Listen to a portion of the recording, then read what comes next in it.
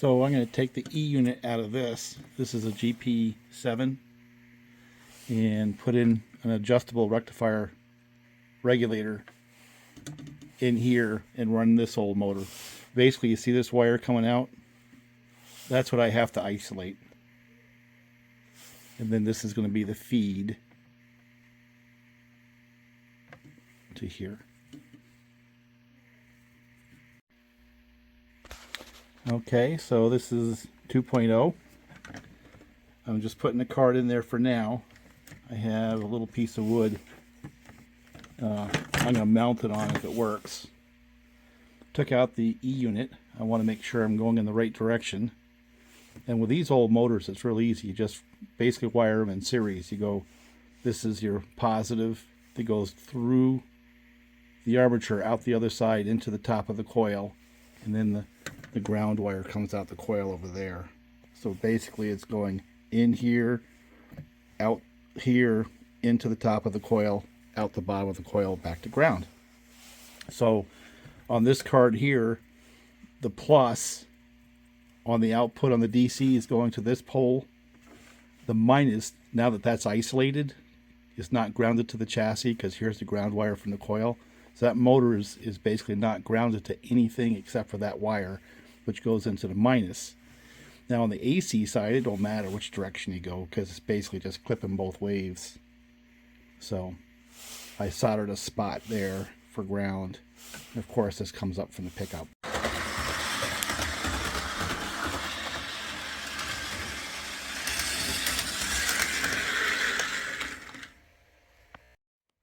Okay, so just to review, have a little regulator rectifier, and the voltage can be adjusted with that little brass screw right there, and I stuck it on this 1950s era GP9, just temporary for now. I just tie wrapped it and put this here because I need to isolate that better so it doesn't short out against the chassis.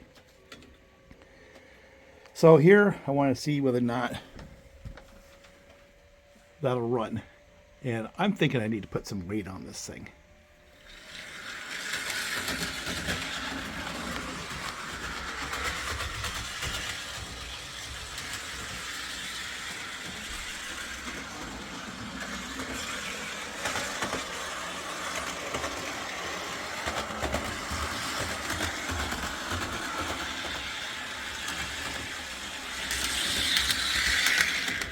I think I want to back it down just a little more.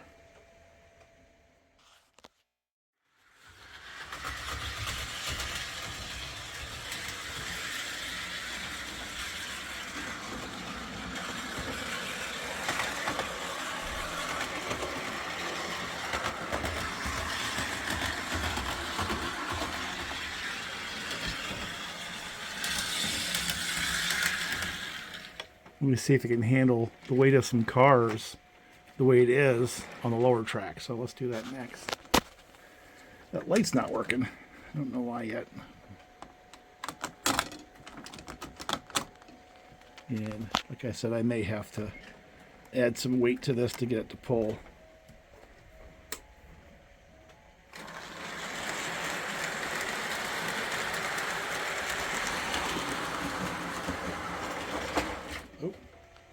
Some construction going on over there, and some ladders were in the track, and my wife is building a diner, so these guys have a place to go eat.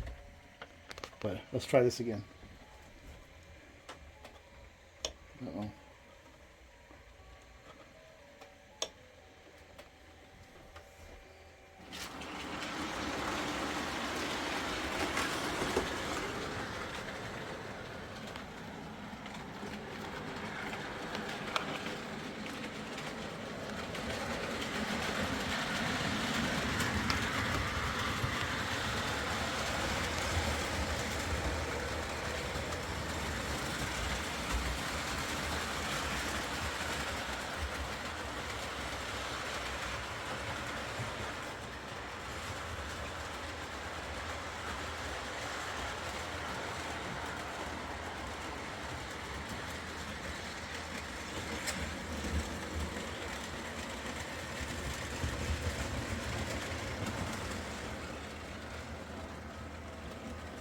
Yeah, I think we need to give it a little more juice.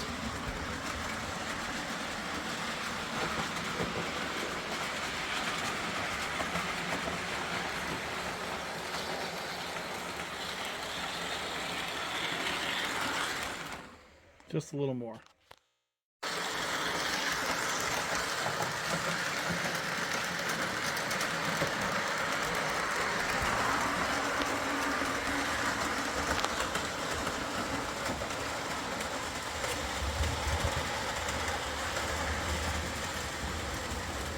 Yeah, I think I'll do a little more when it gets around. Just jack it up so it gets around easily. And then I'll see what it looks like on the top track.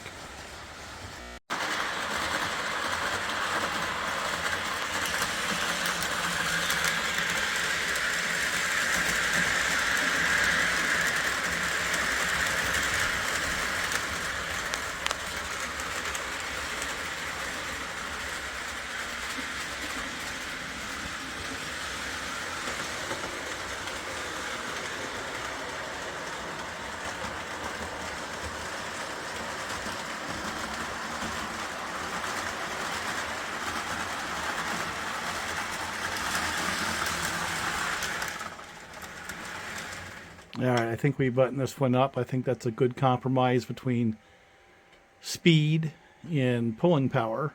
It gets around the bottom track with 8 to 10 cars, and that's what 8 to 10 cars looks like on the top track, a little faster.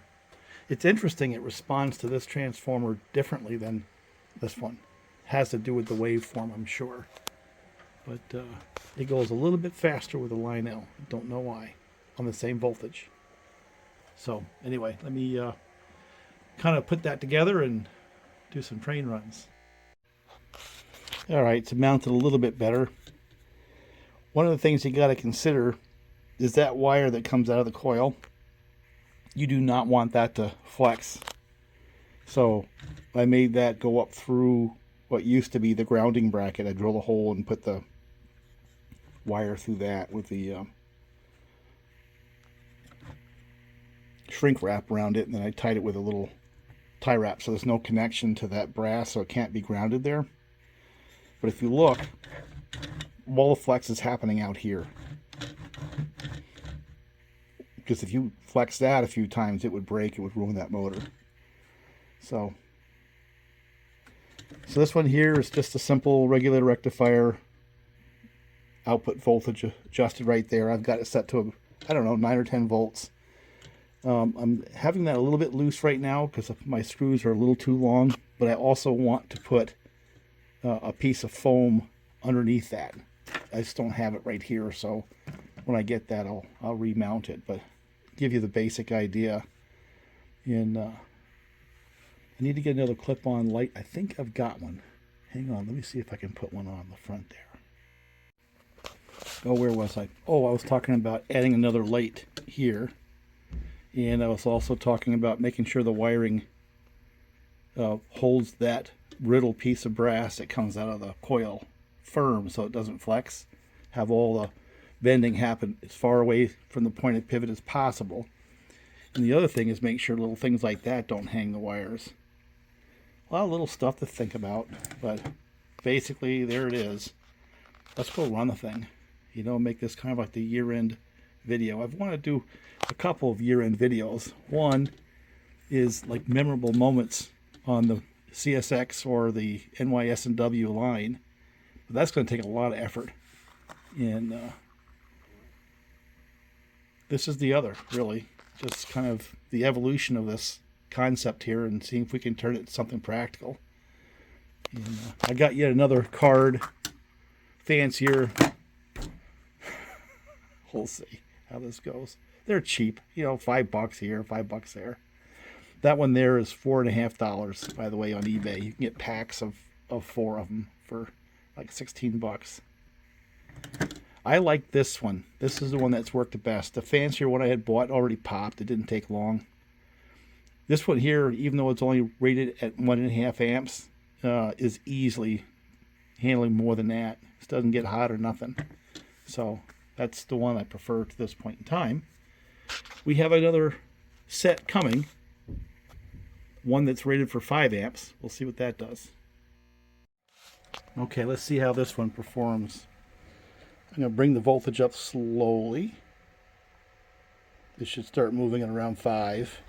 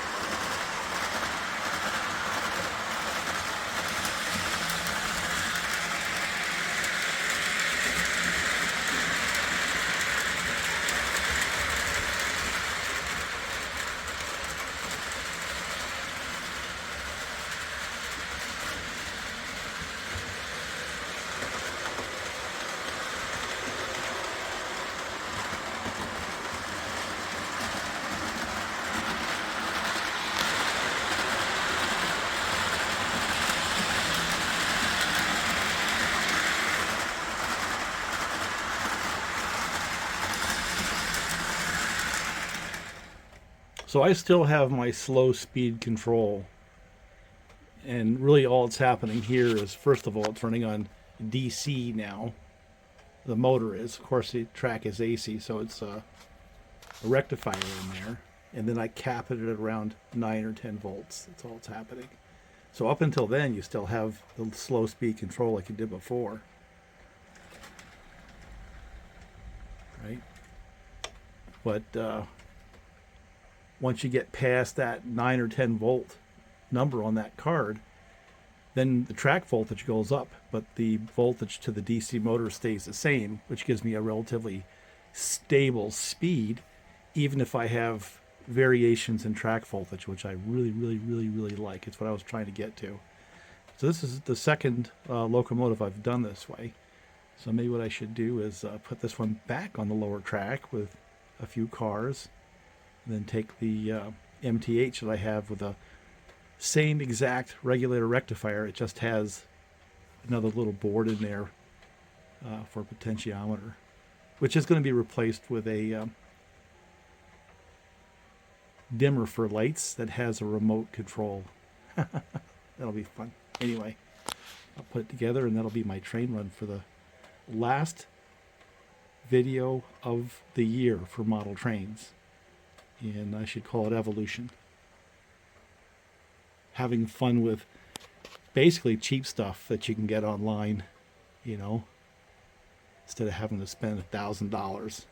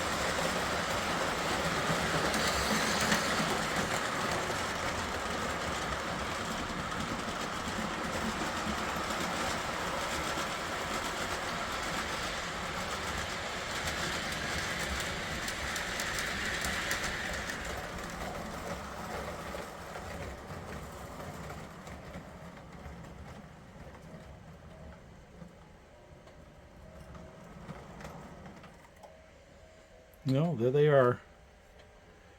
Two of them now with a regulator rectifier. Doing what they do with a steady speed. I happen to like the way they operate that way. So next evolution, remote control, I think. And then we'll add things like a sound card and stuff like that. But let's just start with this. And I want to reliability test these things. I'll probably let them run for the next hour or so. No sense in running the camera. But I want to see how long they last.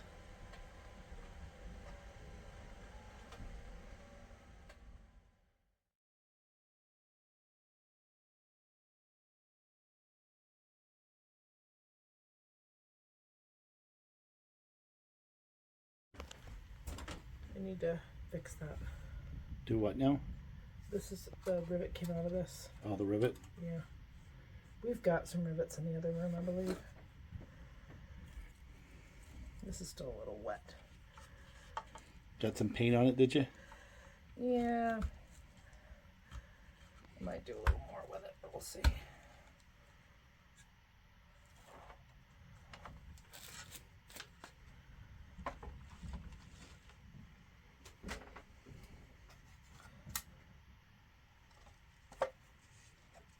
Kind of concrete color, sort of. Yeah. You cut a groove around, or did you put? No, that was it was actually a tongue and groove flooring that I had found, and I just cut off the edge of it so that it became grooves on both sides. Yeah, I need to get a. Just a little tiny screw will do that. Yeah. Oh. Very, very cool. I was kind of going for kind of a cobblestone look. I think that came out okay. Yeah. Perfect in the industrial zone, right?